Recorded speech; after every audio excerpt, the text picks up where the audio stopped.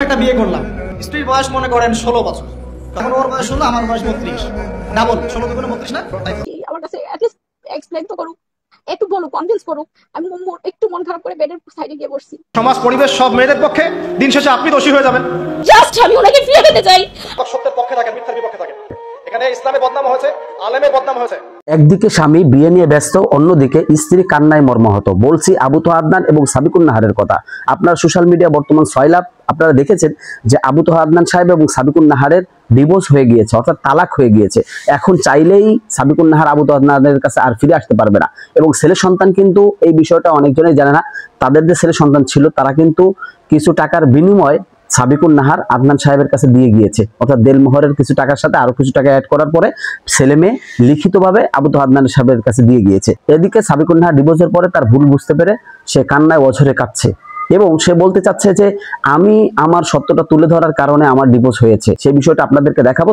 এরপরে দেখাবো আবু তোহা আদনান সাহেব যে তার বিয়ে নিয়ে কি বলেছে এবং সে কেমন মেয়ে বিয়ে করতে চাচ্ছে, কত বছরের মেয়ে, সেই বিষয়টা নিয়ে সে মুখ খুলেছেন, সেই বিষয়টা দেখাবো। তাই রিকোয়েস্ট করছি না টেনে সম্পূর্ণ ভিডিওটি দেখতে থাকুন। আমার কাছে অ্যাটলিস্ট এক্সপ্লেইন তো করুক, একটু বলুক, কনভিন্স করুক। আমি একটু মন খারাপ করে বেডের সাইডে গিয়ে বসছি।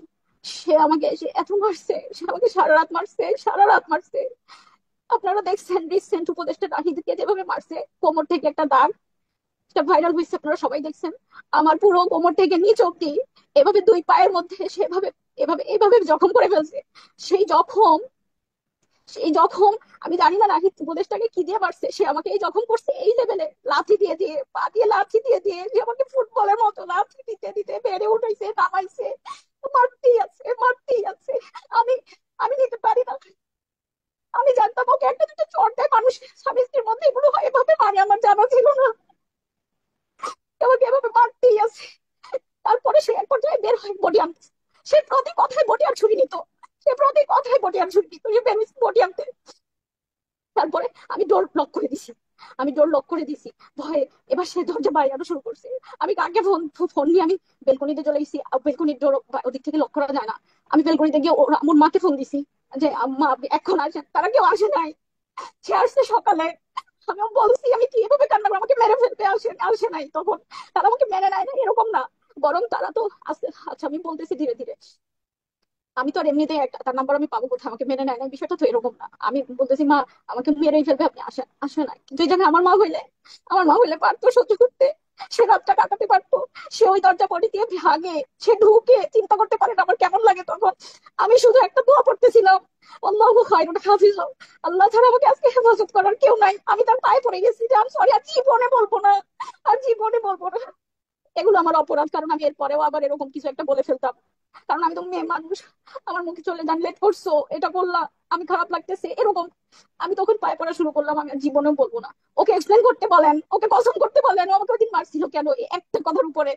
ওইদিন আরাফার দিন ছিল, সকালবেলা ওর মার সামনে আবার আমার সেই জঘন্যের উপরে আবার মারা শুরু করছে। আমি বলি আমাকে মাফ করো, আমাকে ছাড়ো। আমি ধরেন আমি একটা বিয়ে করলাম, ধরেন ধরেন ধরেন তো স্ত্রীর বয়স মনে করেন 16 বছর। কত মনে করেন? 16 বছর একটা মেয়ের কি হায়েজ হয়? হায়েজ হয়? হায়েজ বোঝেন? আচ্ছা, সে কি সন্তান জন্মদানে সক্ষম? সক্ষম। সে কি ম্যাচিউর, ফিজিক্যালি স্ট্রং? এখন ওর বয়স 16, আমার বয়স 32। ডাবল, 16 দুগুণে 32 না? তাই তো, অঙ্ক ভুলে গেছি ভাই।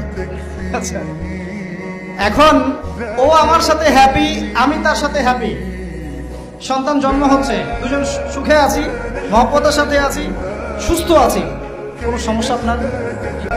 যাই হোক দর্শক মন্ডলী, সম্পূর্ণ দুইটা ভিডিও দেখতে পারলেন। একজন অঝরে কাছে আর একজন বিয়ে নিয়ে ব্যস্ত আছে।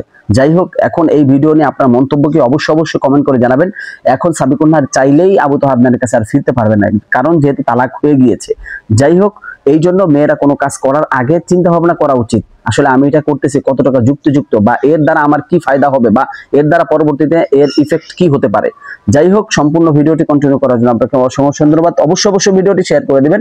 তো সবাই ভালো থাকবেন, সুস্থ থাকবেন। আসসালামু আলাইকুম ওয়া রাহমাতুল্লাহি ওয়া বারাকাতুহু।